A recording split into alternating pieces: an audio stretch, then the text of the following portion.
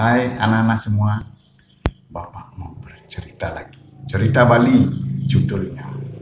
Idurme anak-anakku. Dikisahkan anak-anakku. Ada seorang pemuda yang tampan rupa, yang bernama Raja Pala. Raja Pala adalah seorang pemuda yang rajin. Raja Pala pun sangat rajin bekerja anak-anakku. Ia mengerjakan segala jenis pekerjaan anak-anakku. Ia pun tahu segala jenis pekerjaan anak-anakku. Ia bisa bertani anak-anakku. Ia bisa berdagang anak-anakku. Dan semuanya anak-anakku. Suatu ketika anak-anakku, Raja Pala ini pun pergi ke sungai anak-anakku. Raja Pala pergi ke sungai untuk mandi anak-anakku. Sesampai di sungai anak-anakku, betapa terkejutnya Raja Pala. Raja Pala pun melihat banyak bidadari-bidadari dari surga yang mandi di sungai itu anak-anakku. Dan tentu saja anak-anakku, bidadari-bidadari dari surga ini sangatlah cantik jelita anak-anakku.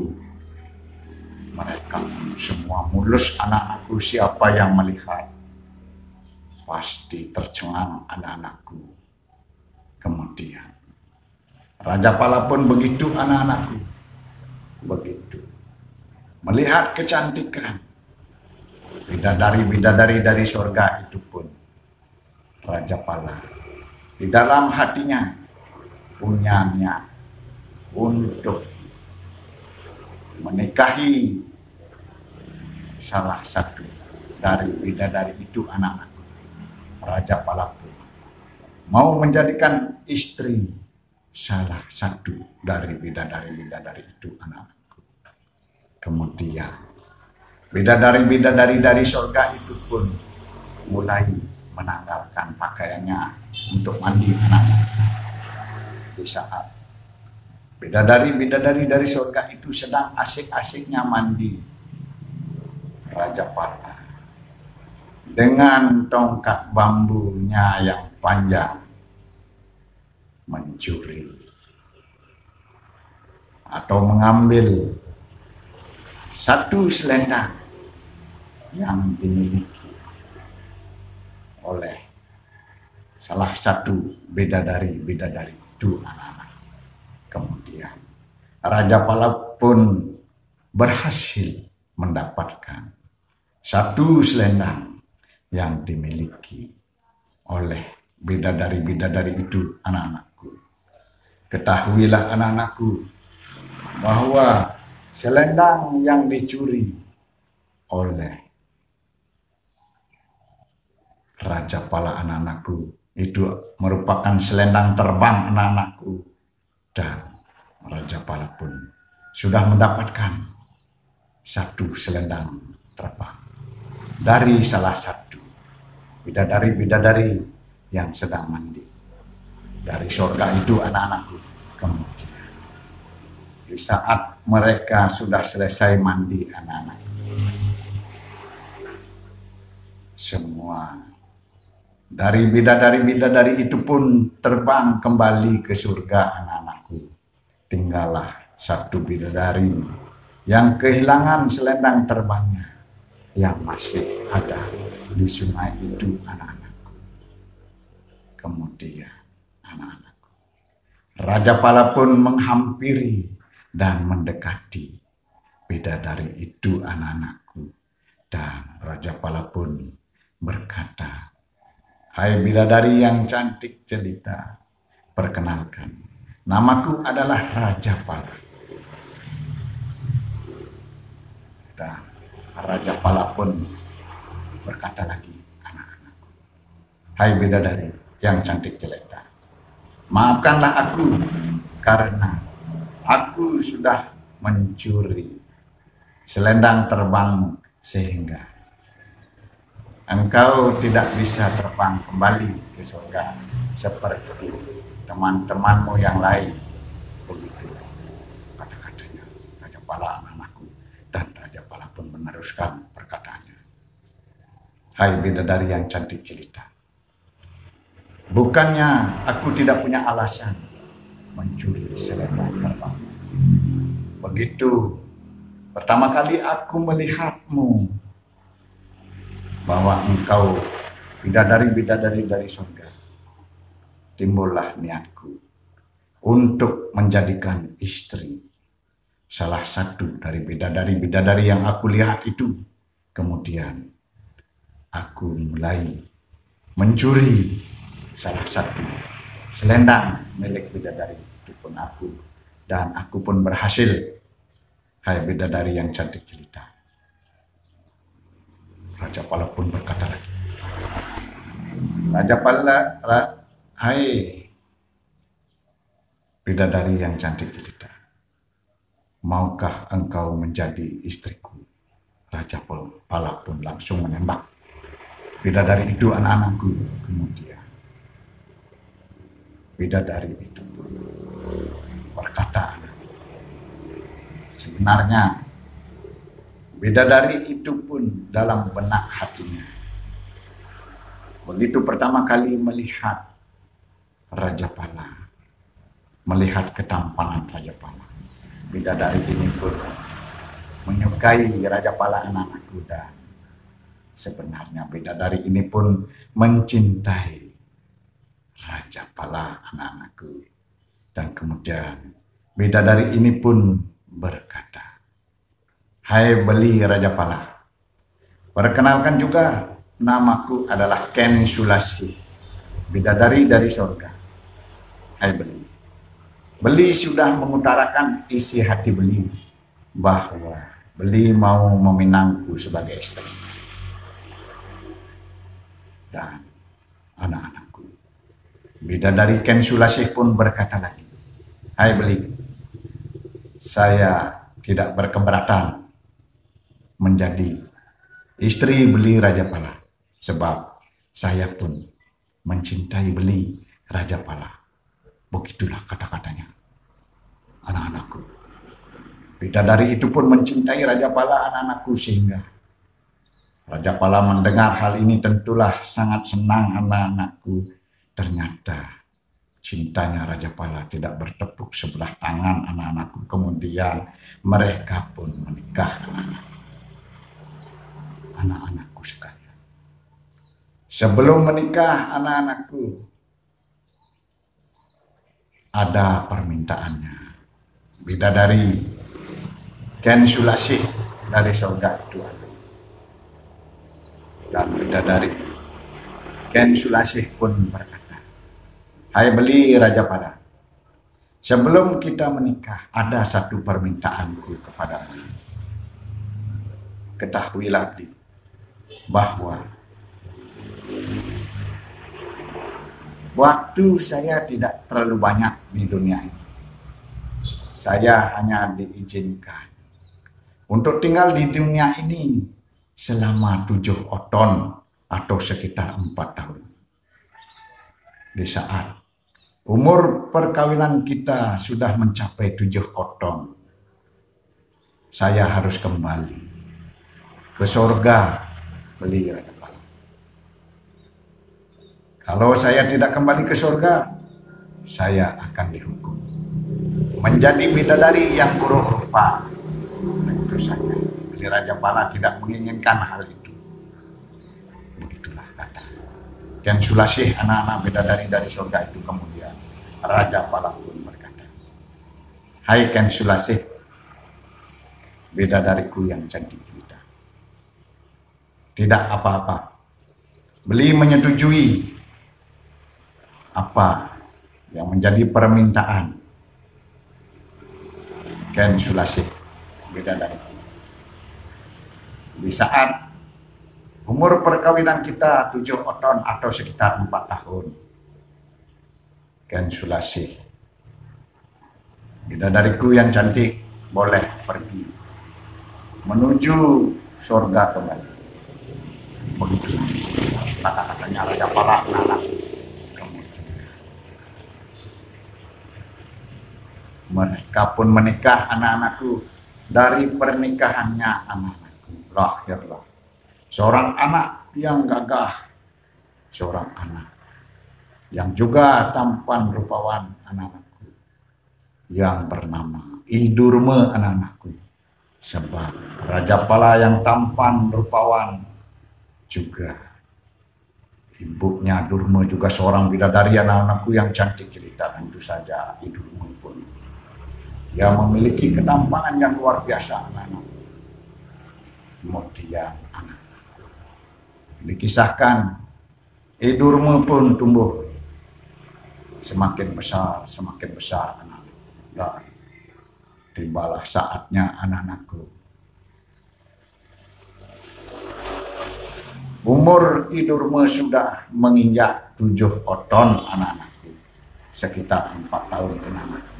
Dan tiba saatnya Ken Sulasih bidadari dari surga itu untuk kembali ke surga anak-anakku. Dan Ken Sulasih pun berkata kepada suaminya Raja Pala anak-anakku. Ken Sulasih pun bidadari dari surga itu pun berkata, "Hai Beli, dengan berat hati aku harus meninggalkanmu berdua di dunia ini. Aku harus kembali ke surga. Umur perkawinan kita sudah mencapai 7 oton atau sekitar 4 tahun anak-anak. Dan aku pun harus kembali." Kemudian Raja Pala dan istrinya Ken Sulasih, matanya pun berkaca-kaca seakan tidak mau berpisah anak-anakku. Kemudian Raja Pala pun berkata, "Hai istriku yang cantik cerita, pergilah engkau ke surga. Kalau hendak pergi engkau akan dikutuk. Pergilah Ken Sulasih. Tapi ingatlah, Beli akan berjanji di saat umur anak kita sudah mencapai 10 tahun, Beli akan mencarimu. Beli akan pergi ke alas, Beli akan pergi ke hutan untuk bersemedi, untuk bisa menemukanmu." Begitulah kata-katanya Raja Pala. Dia berjanji. Begitu anaknya menginjak 10 tahun, Raja Pala pun akan mencarinya anak-anakku. Kemudian anak-anakku, bidadari Ken Sulasih dengan mata yang berkaca-kaca seakan tidak mau berpisah dengan suaminya dan anaknya. Mereka, bidadari ini pun, Ken Sulasih pun meninggalkan Raja Pala dan anaknya Durme anak-anakku, dan ia pun terbang kembali ke surga anak-anakku. Kemudian tinggallah mereka berdua, Raja Pala dan anaknya Idurme anak-anakku. Idurme adalah seorang anak yang baik. Idurme pun penurut kepada ayahnya anak-anakku. Idurme pun seorang yang pintar anak-anakku. Kemudian anak-anakku, seiring dengan umurnya yang menginjak dewasa, 4 tahun, 5 tahun, 6 tahun, 7 tahun, 8 tahun, dan akhirnya umurnya Idurme sudah mencapai 10 tahun anak-anakku. Kemudian Raja Pala pun berkata, "Hai Idurme anakku yang tampan rupawan dan anakku yang malang." Begitulah kata-katanya Raja Pala kepada anaknya, "Anak-anakku, hai Idurme, bapak, ayah terpaksa meninggalkanmu sebab Ayah sudah berjanji ketika umurmu 10 tahun. Ayah akan mencari ibumu Ken Sulasi. Ayah akan pergi ke hutan untuk bermeditasi di sana untuk bisa menemukan ibumu Ken Sulasi. Begitulah kata-katanya Raja Pala, anak-anakku. Kemudian Raja Pala pun berkata, "Hai Idurme, aku akan titipkan engkau kepada sahabat ayah yang bernama Idukuh. Idukuh dia punya sebuah padepokan. Engkau mengabdilah di sana dan ingatlah pesan ayah Idurme." Ayahnya pun berpesan, anak-anakku. Raja Pala berpesan kepada anaknya, "Hai anakku Idurme, engkau tidak boleh sombong dan engkau pun harus menjadi anak yang penurut. Engkau pun harus rajin belajar dan rajin bekerja." Begitulah pesan dari Raja Pala ayahnya Idurme, anak-anak. Kemudian ayahnya Idurme, Raja Pala pun mengajak Idurme pergi ke rumahnya Dukuh, anak-anakku. Dan sesampai di rumahnya Idukuh pun menerima Idurme dengan senang hati, anak-anakku. Sebab Idukuh pun tahu bahwa Idurme ini adalah seorang anak yang baik, pintar, dan rajin bekerja, anak-anakku, seperti ayahnya Raja Pala. Idukuh pun menerima dengan tangan terbuka, anak-anakku. Kemudian Raja Pala ayahnya Idurme pun meminta izin untuk meninggalkannya, dan Raja Pala pun pergi meninggalkan Idukuh dan anaknya Idurme dengan perasaan yang sangat sedih, anak-anak. Kemudian tinggallah Idukuh dengan Idurme, anak-anakku. Idurme adalah seorang anak yang rajin, anak-anakku. Idukuh pun sangat bangga kepada Idurme, anak-anakku, sebab setiap pekerjaan yang dikasih kepada Idurme pun bisa menyelesaikan dengan sempurna dan dengan baik, anak-anakku. Sehingga Idukuh pun sangat sayang kepada Idurme seperti anaknya sendiri, anak-anak. Kemudian suatu saat didengarkanlah raja, anak-anakku, ada seorang raja yang mengadakan sayembara sabungan ayam, anak-anakku. Dan raja itu pun berjanji, siapa yang bisa mengalahkan ayam jagonya, yang mengalahkan ayam jagonya itu akan diangkat menjadi seorang raja penggantinya, anak-anak. Begitulah sayembaranya. Kemudian sayembara ini pun didengar oleh Idurme, anak-anak. Dan Idurme pun meminta izin kepada Idukuh untuk ikut sayembara itu, anak-anak. Dan Idukuh pun memberi restu Idurme ikut dalam sayembara itu, anak-anak. Kemudian Idurme dengan ayam jagonya yang berwarna kelau kedas, anak-anakku, pergi ke sayembara yang diadakan raja, anak-anakku. Sebelum pergi, anak-anakku, Idurme pun dipanggil oleh Idukuh. "Hai Idurme, kemarilah, aku kasih ini kepadamu." "Apa itu, anak-anakku?" Idukuh pun memberikan tusuk sate, anak-anakku, yang terbuat dari bambu yang runcing kepada Idurme. Dan Idukuh pun berkata, "Hai Idurme, nanti untuk melawan ayamnya raja, kamu ikatkan saja tusuk sate ini di kaki kiri ayammu, dan niscaya ayammu akan menang." Begitulah kata-katanya Idukuh. Idukuh ini adalah seorang anak yang sakti, anak-anak. Dan Idukuh pun berkata, "Hai Idurma, tusuk sate yang aku berikan kepadamu bukanlah tusuk sate biasa, hai Idurma."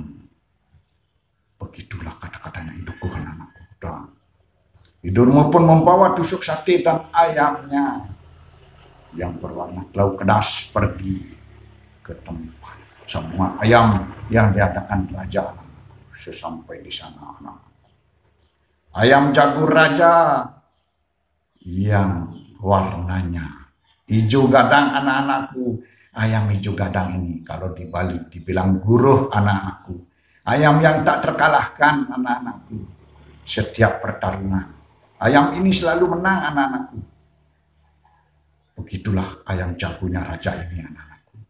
Kemudian disaksikanlah oleh Idurma bahwa di setiap pertarungan ayam jagonya dari raja ini, anak-anakku, selalu dengan mudah mengalahkan lawan-lawannya, anak-anakku.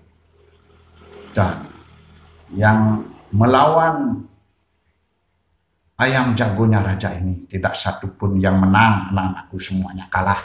Semua ayamnya mati, anak-anakku. Kemudian tinggallah ayamnya Idurma, anak-anakku.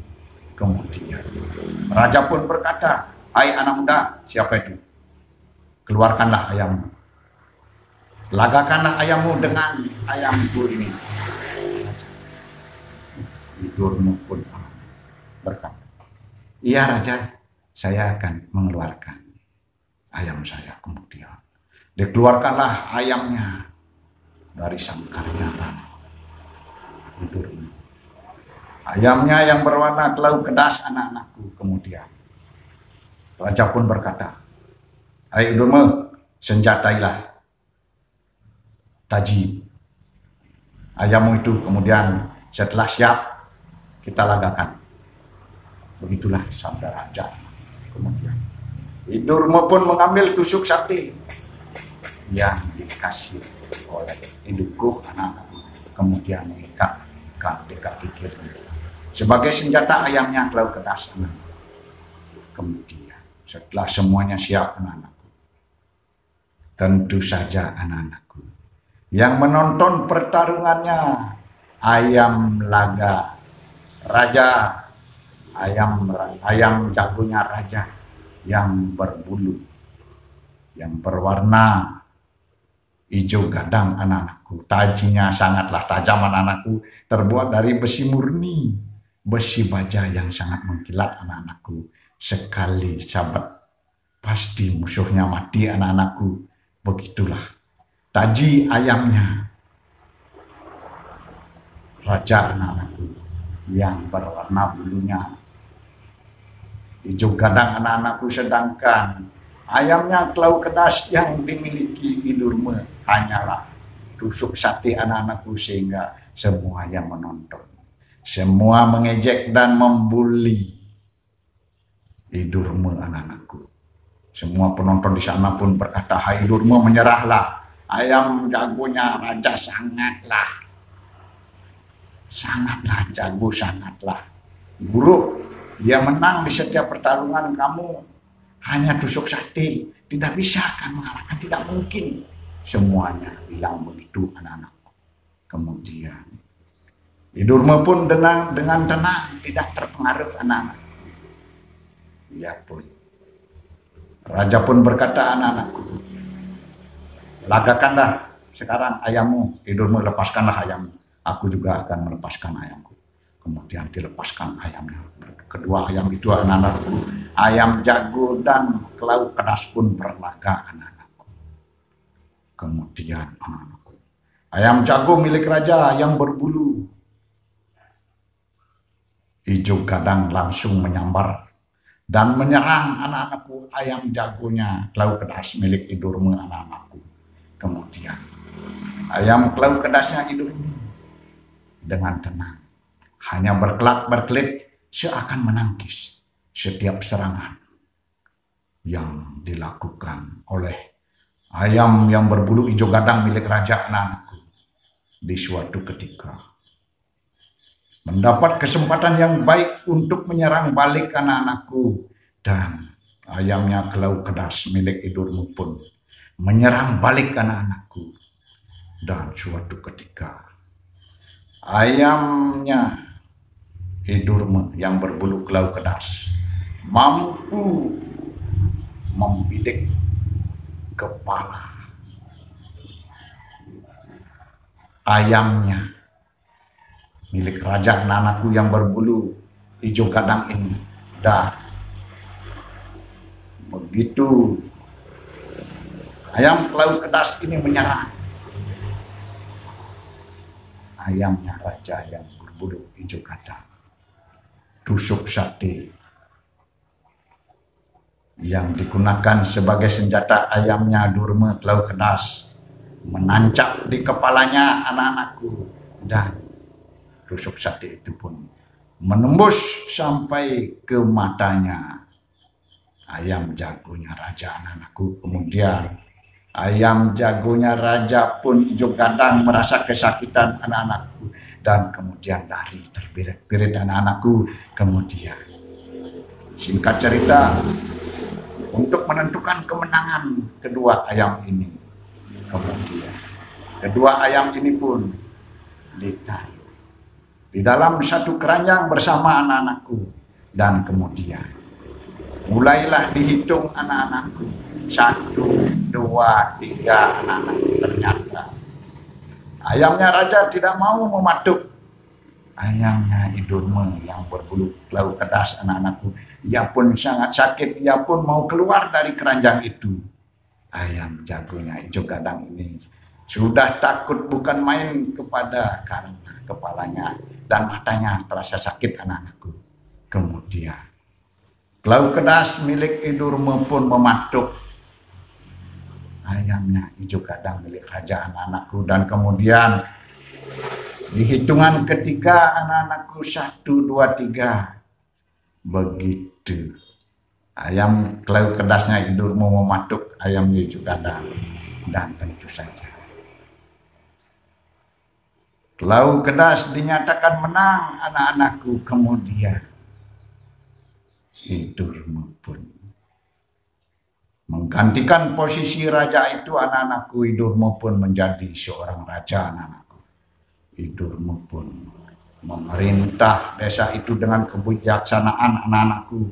Mereka pun membuat peraturan yang sangat bijaksana dan merakyat anak-anakku, sebab